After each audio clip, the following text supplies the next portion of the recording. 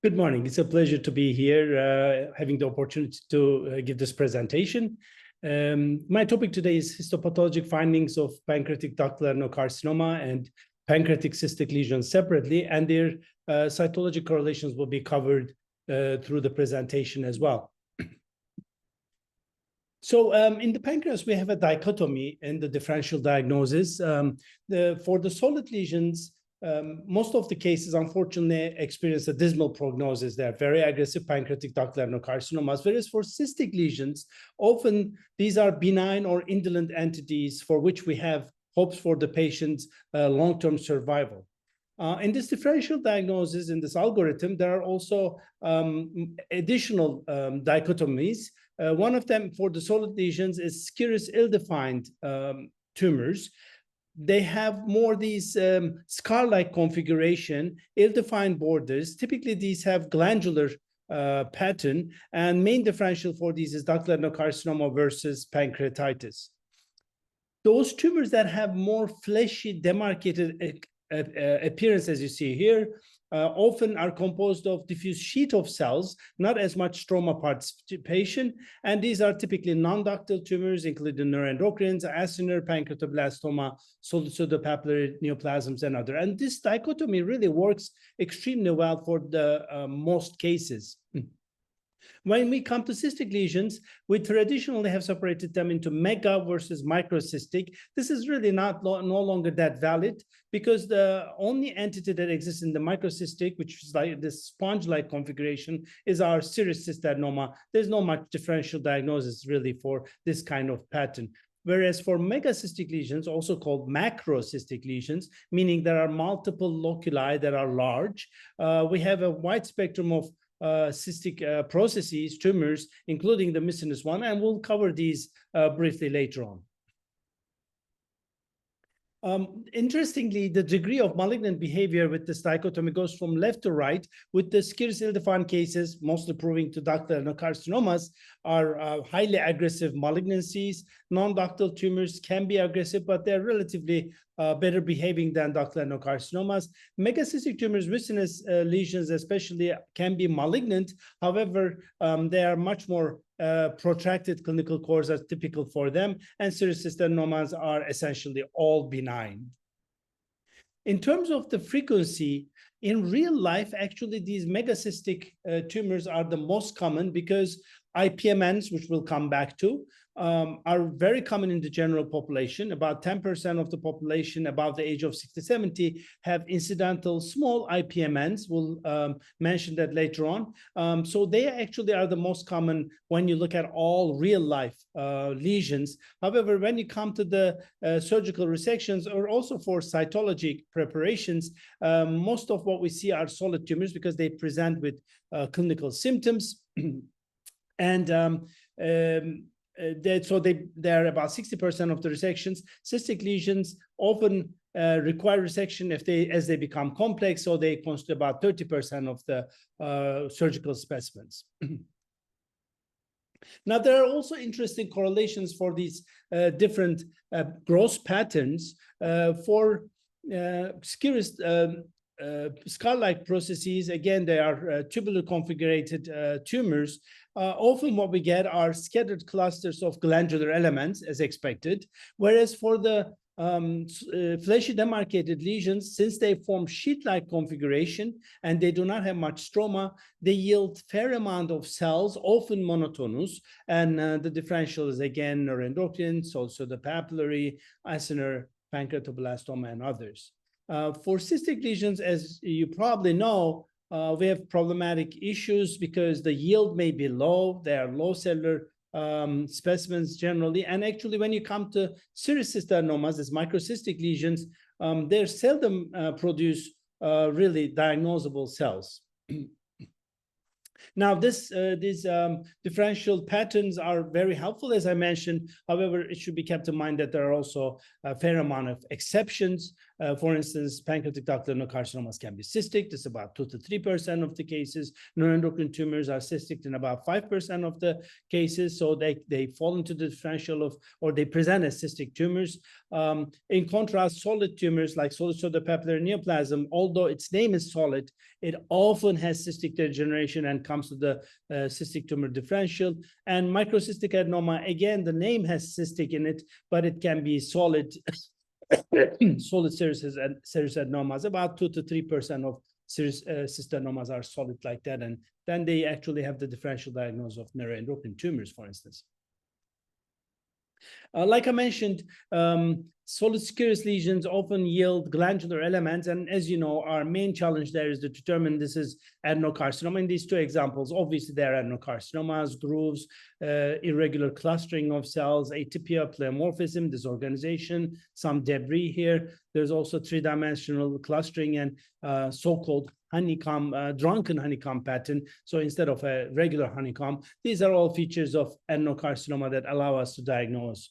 And you will be hearing this more in the upcoming lectures. What I will try to do is actually go over the variants of ductal adenocarcinoma that should be kept in mind from histopathology perspective. This is not, by the way, an official classification scheme, but represents our view, my approach to the differential diagnosis of these.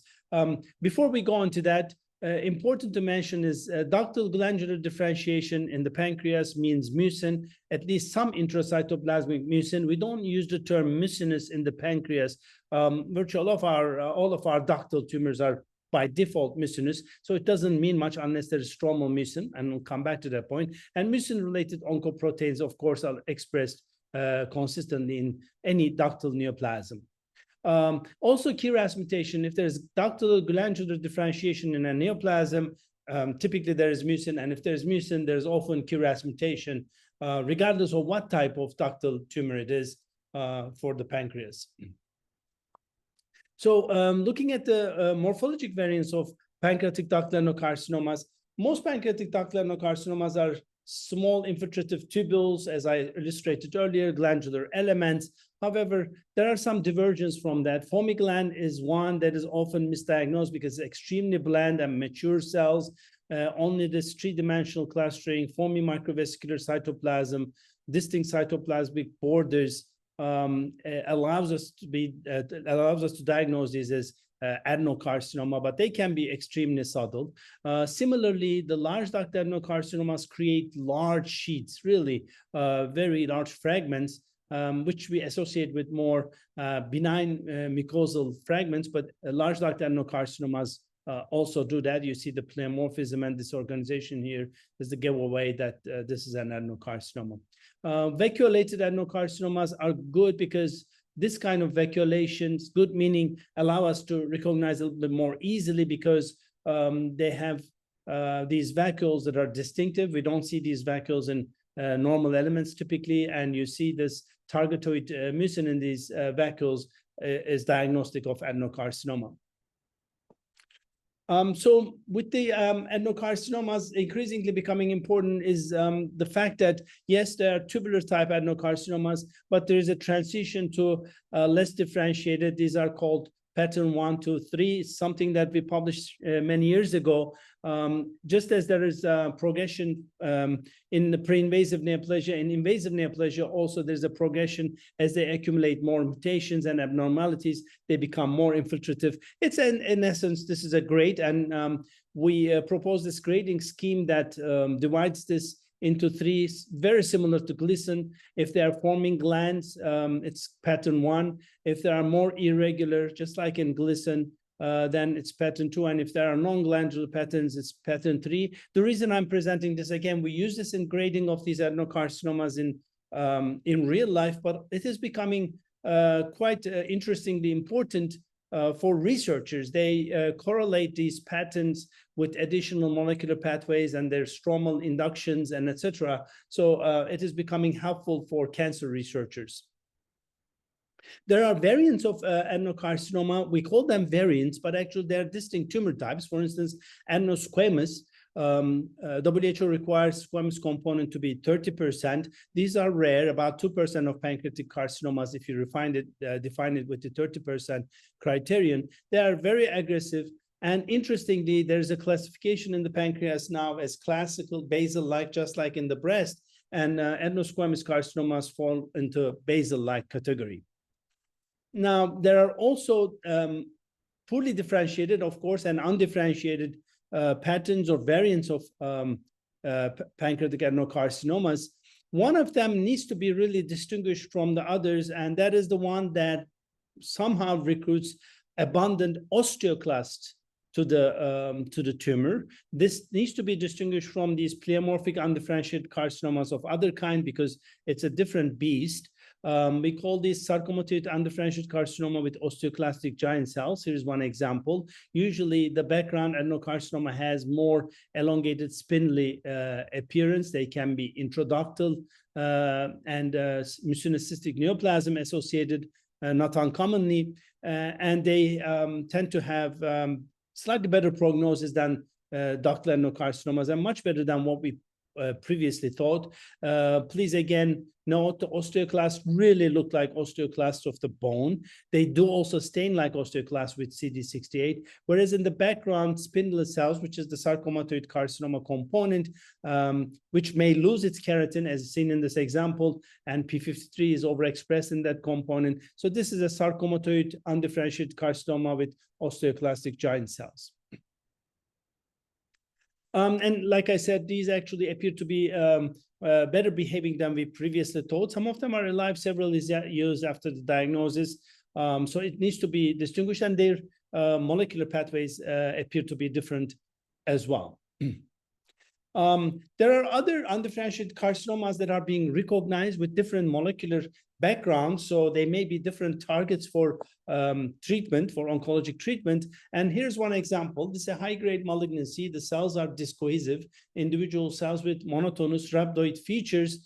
And this is a nice example of rhabdoid undifferentiated carcinoma, which is SMARC mutation related. You do INI immunohistochemistry, you document the loss of INI in the nuclei of the tumor cells, whereas native normal cells express INI. So this loss is very characteristic for rhabdoid undifferentiated carcinomas, and there are some targeted treatment protocols that are being devised for these SMARC deficient undifferentiated carcinomas in other organs and also in the pancreas. So this needs to be classified separately. These are all relatively recent discoveries, but it needs to be part of our daily life. Another type of undifferentiated carcinoma is actually diverting from the classical features of ordinary ductal adenocarcinoma. Like I mentioned, in ordinary pancreatic adenocarcinoma, we have ill-defined tumors. You cannot even tell if there's cancer or is this chronic pancreatitis radiologically, and also grossly, is this just chronic fibrosing inflammation or is there cancer there? Typically, these are tubular carcinoma, stroma rich. So these are the characteristic hallmark features of classical pancreatic ductal adenocarcinomas that are displayed in more than 95% of the cases, very consistent, almost every case. However, we are increasingly seeing a distinct group. Instead of forming these ill-defined tumors, it's forming demarcated cancer with central necrosis or hyalinization, as seen also radiologically here. And these typically have a lot more sheet-like configuration, diffuse proliferation of cells, some with rhabdoid features, often megavacuoles involved in them. They're kind of undifferentiated cancers. We refer to these as metaplastic carcinoma, similar to the metaplastic carcinomas of the breast. They're uncommon, but need to be recognized. They are different grossly. They resemble non-ductal cancers. They have sheet-like configuration in the sense that they don't have as much stroma in parts of the tumor. They have undifferentiated, sometimes rhabdoid-looking cells, but they do not have osteoclasts. They do not have INI loss. Instead, they have these highly pleomorphic, undifferentiated carcinoma cells, and they also have metaplastic patterns like sarcomatoid, mucoepidermoid, and adenosquamous-like, often as a part of this metaplastic carcinoma. These are GATA6 these show GATA6 loss, as you see here. So if you see one example of this entity, it's time to investigate the basal immunophenotype with P40, CK56, CK17, and GATA6 to illustrate whether this is a basal type adenocarcinoma. And there are, again, some treatment opportunities developing for these kinds of carcinomas. That's why it may be important to recognize and notate them in your differential diagnosis. So we mentioned some of the bad actors, adenosquamous. These are tumors, again, of ductal origin, often accompanied by pancreatic ductal adenocarcinomas, and they have a biologically distinct component as well, adenosquamous, undifferentiated, rhabdoid, and others. And there are also more better behaving. There are carcinomas like colloid carcinoma, which are much more benevolent, if you will, than ordinary pancreas cancer. Colloid carcinomas have 5 years survival, more than 60%.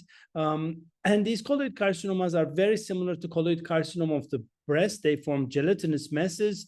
They have abundant mucin in which the tumor cells are floating, which is noticeable also in cytologic preparations. And colloid carcinomas of the pancreas have clear-cut intestinal differentiation because they are diffusely positive for MAC2 and CDX2. They are often accompanied by an IPMN. We'll come back to that.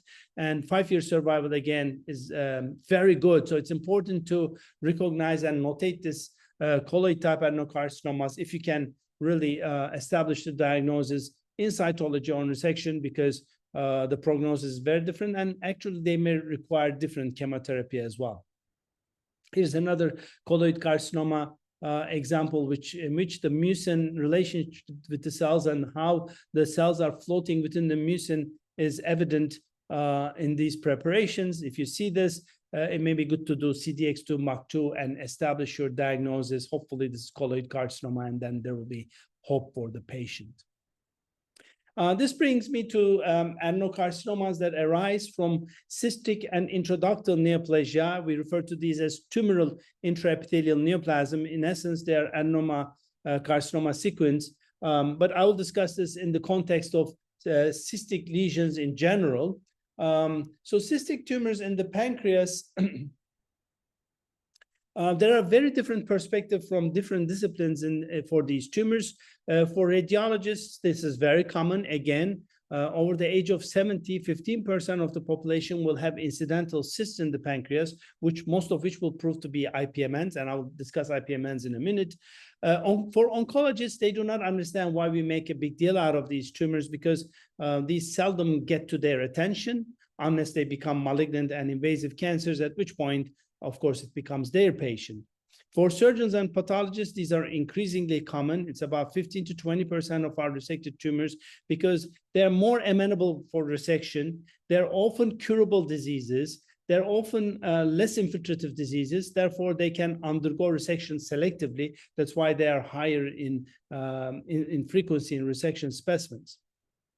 There are no official classifications for the cyst, but this is the approach that I generally take in evaluating cystic lesions. Essentially, we have two broad categories: the true cyst and degenerative cyst with no specific lining. The true cysts are the ones by nature, the cyst is lined by some structure, some epithelium specifically. And true cysts can be viewed in two broad and important categories: mucinous lined and non-mucinous lined ones. The mucinous ones are the most important by far. They're also the most common. They're important because they're pre-invasive.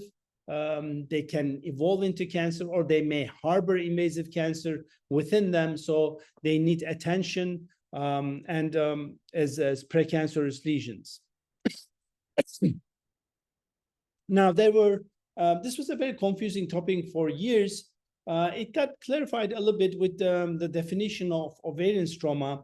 Now, if there's ovarian type stroma, we have mucinous cystic neoplasm, and then those mucin lined cysts without ovarian stroma, there are the broad categories of IPMNs. Again, we'll discuss them, and the mimickers or pseudo IPMNs is also an important category. Ovarian stroma indeed looks like ovarian stroma. It looks like ovarian cortex. Even luteal cell type cells can be seen. Progesterone receptors are expressed in the nuclei of the stroma. So for all practical, and actin-desmin is positive. For all practical purposes, this is indeed ovarian stroma. It can have different cellularity and patterns. Here I try to illustrate various patterns. But in essence, we are having an hypercellular stroma kind of hugging the epithelium as the characteristic feature, and it's defining for ovarian stroma. Ovarian stroma actually means mucinous cystic neoplasm, and mucinous cystic neoplasm diagnosis means you solve ovarian stroma in this case, undoubtedly. Even some cases of MCN do not even have mucinous epithelium, but they should have ovarian type stroma. And when defined by the presence of ovarian stroma, mucinous cystic neoplasms are seen virtually almost all in women.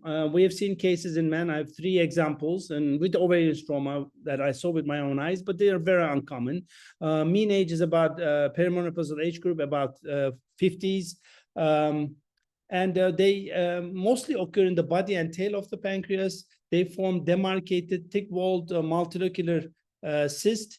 They do not show any overt communication with the ductal system, unlike IPMNs.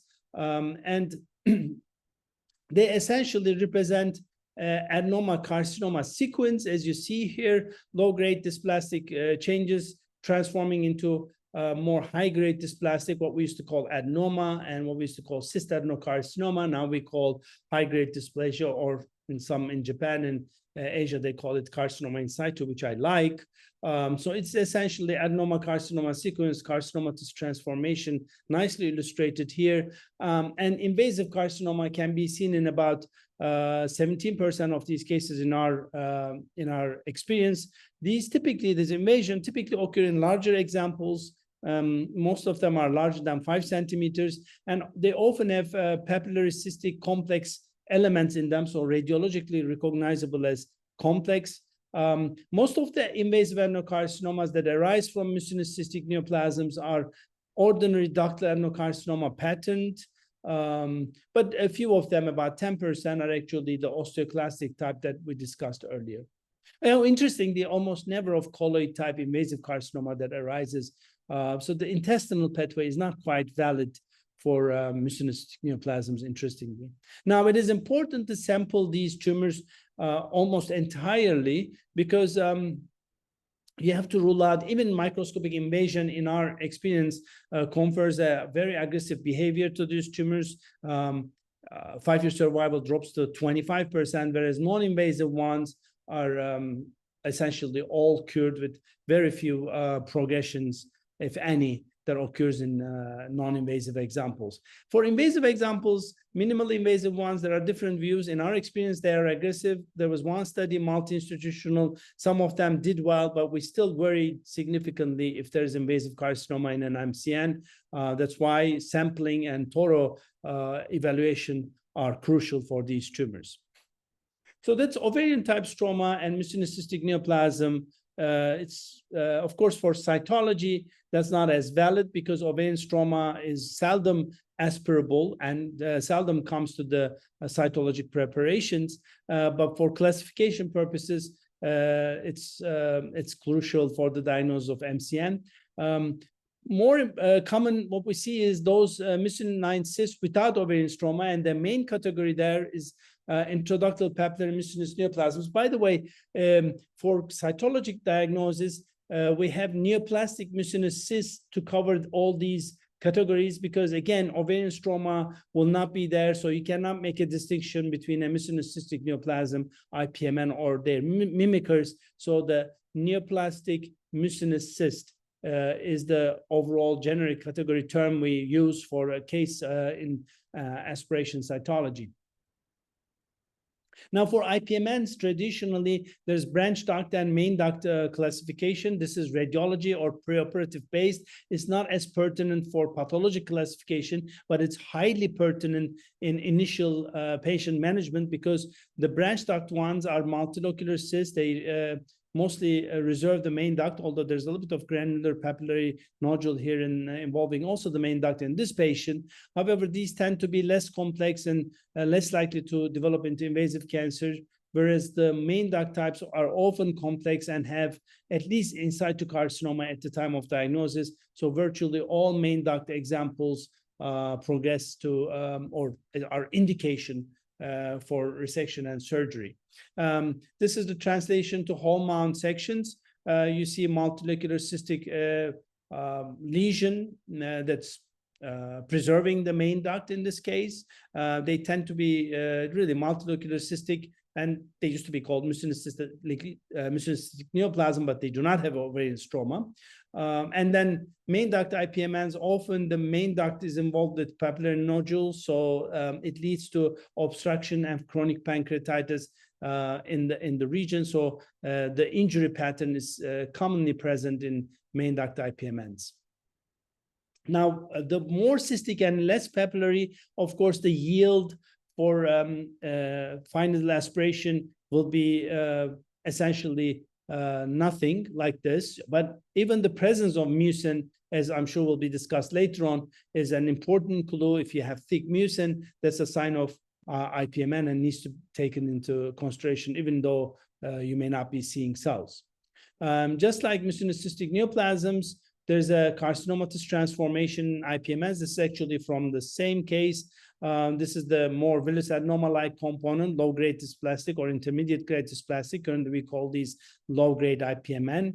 And this is essentially intramucosal adenocarcinoma pattern. And this is what qualifies as high-grade IPMN. And eventually, these can develop into invasive carcinoma of either colloid type, tubular type, and occasionally others as well. And this is where we want to catch these cases when they're at this stage, so that we can prevent them from coming to this stage. And this is not an easy task clinically, because it's hard to know which patients, like I said, 10–15% of the population over the age of 70 has some cyst. Which ones are going to become like this is not an easy task for clinicians.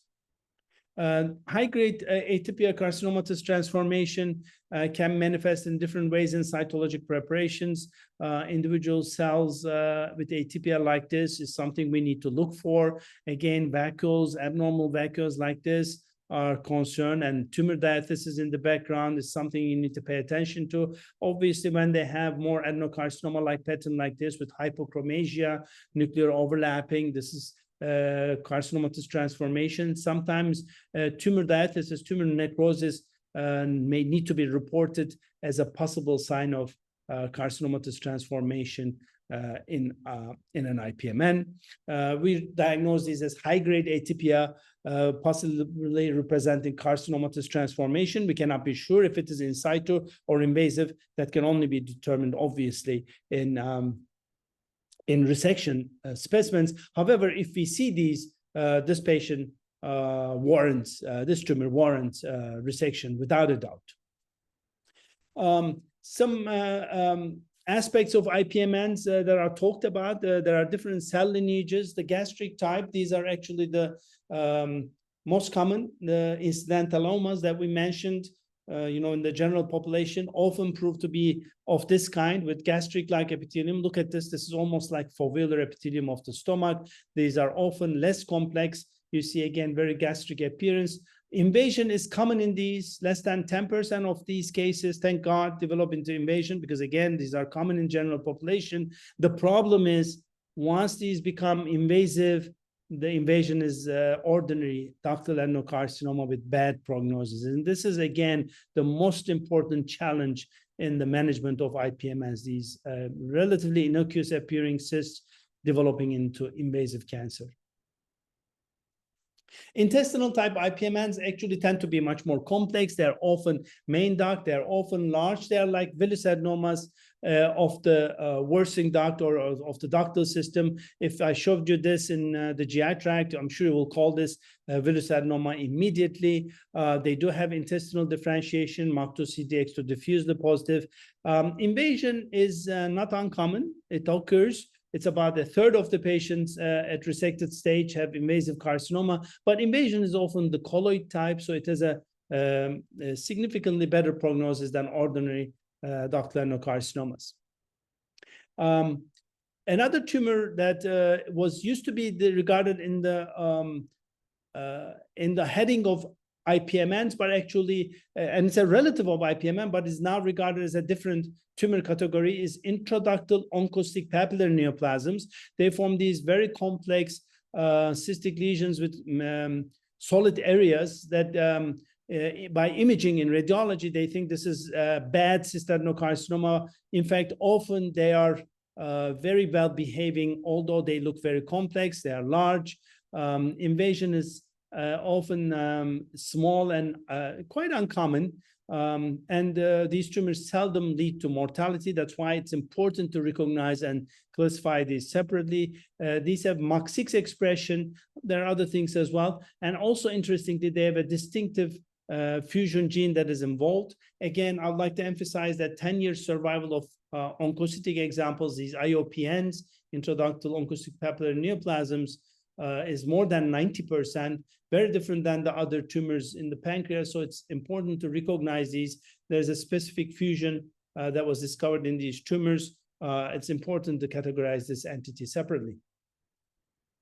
More rare, but we see regularly is intraductal tubular or tubulopapillary neoplasms. These form tubular patterned polypoid lesions within the ductal system. They are back-to-back glandular elements that almost fused. In cytologic preparations, they yield these relatively monotonous cells. They look like acinar cell carcinomas, and actually, if you see one, it's extremely important to exclude acinar cell carcinomas by trypsin, chymotrypsin, and other markers. The differential is really challenging between those two entities. But adenocarcinoma is another differential, but the monotony of the cells gives away that this is an intraductal growth. If the resection is in your hands, gives away that this is an intraductal tubulopapillary neoplasm. They can be invasive, but they have an indolent behavior. They have a protracted clinical course. Many of them are curable, and these are also MUC6 positive. We discussed mucinous cystic neoplasms. They're actually like IPMNs and IOPNs and others because they form papillary nodules. They are cystic, but they're also very different because they are driven with the ovarian stroma, and they occur in women, as we mentioned, in perimenopausal age group, and they have invasive carcinoma in about 15%, and most of them are tubular type and can be aggressive. I would like to also emphasize that we are recognizing different things that mimic IPMNs. And here's one entity that's pulled out of IPMNs and classified separately. But I would like you to keep in mind, not every cystic mucinous-lined structure in the pancreas, IPMN or MCN. There are other things. And here's the entity, this cysts that are larger than 1 centimeter and mucin-filled and lined by mucinous cells, but they don't have papillae formation. They don't show the classical intestinal or pancreatubular cytology of IPMNs, but rather more like gastric type IPMNs showing non-papillary configuration. They do not have ovarian type stroma. These, for a while, were called mucinous non-neoplastic cyst. Of course, it's not a good term because, as I mentioned earlier, mucinous epithelium in the pancreatic ducts is essentially a precursor to malignant chain, so it's regarded neoplastic. I mean, this epithelium you see in the stomach, it's normal. In the ampulla, it's normal, but in the pancreas, it is a sign of neoplastic transformation at the earliest stage. We used to call these also IPMN with low grade or 1A version of IPMN, or mucinous cystic neoplasms with atrophic stroma. That stroma disappeared. In 2016, it was decided that we call these simple mucinous cyst. I know it is complicated, but that's unfortunately where we are. So to go over these mucin-lined ductal structures or mucin-lined cystic structures in the pancreas, if a mucinous epithelium occurs in an incidental pancreatic duct as a microscopic finding, we have penin, low grade. If this is in a cyst that has ovarian type stroma, no question, this is mucinous cystic neoplasm and vice versa. If this is in a dilated duct that is larger than 1 centimeter with cyst and also papillary configuration, regardless of how bland, like gastric, this looks, it's an IPMN, intraductal papillary mucinous neoplasm. Now, if we have a cyst larger than 1 centimeter, but no ovarian stroma, no papillae, and without the IPMN cytology, it is either simple mucinous cyst or one of the other IPMN mimickers that need to be kept in mind. Like I mentioned, there are whole kinds of degenerative cystic changes that occur in different tumor types. So in the differential diagnosis of cystic lesions, these are also part of the classification and part of the differential diagnosis to evaluate both in final aspirations and resection specimens. Just to go very briefly over these, we mentioned mucinous cystic or mucin-line cystic structures, IPMNs, mucinous cystic neoplasms. They're mimickers, they're precancers. If you have mucinous epithelium, it needs to be followed to make sure that it doesn't develop into cancer. Clear cells of this kind with very hyperchromatic round nuclei, they look like lymphocytes, distinct cytoplasmic borders. This is very characteristic of serous cystannoma. I showed you earlier, these form sponge-like gross lesions. There are also rare other types of cysts, squamous cysts. There are multiple entities we don't have time to go over into, but please keep in mind squamous line cysts, they are typically benign, maybe even hamartomatous, and they do occur. They can look atypical because of their cytology, but they're all actually typically benign. Similarly, acinar line cyst, there are occasional acinar cell carcinomas that become cystic, so that needs to be kept in mind. But acinar line cysts are typically cystic acinar transformation. As such, they are benign. And please also keep in mind degenerative change can occur in any solid neoplasm. Here's a nice example of solid pseudopapillary neoplasm that presented as a cyst, and only a few foci showed the real nature of this tumor, that it was a solid pseudopapillary neoplasm. So in summary, cystic pancreatic tumors are about 15% of the resections. Most of these are benign or low-grade indolent neoplasia. However, they can transform into true cancers. That's why they need to be examined extremely carefully, submitted, if possible, entirely, and the possibility of invasive carcinoma should be ruled out, both by pathology as well as clinically by radiologically in the rest of the pancreas as well. And they really offer us an interesting model of carcinogenesis to analyze. So this is what I wanted to present to you based on the topics that I was assigned. I hope this was helpful and sets the stage for the upcoming presentations that will go into the details of these entities from cytology perspective. Thank you for the kind invitation to participate in this meeting. And I hope if there are any questions, you can email me anytime to discuss them as well. Many thanks, and I'd also like to thank to our team at Coach that it really enables me to work on these things.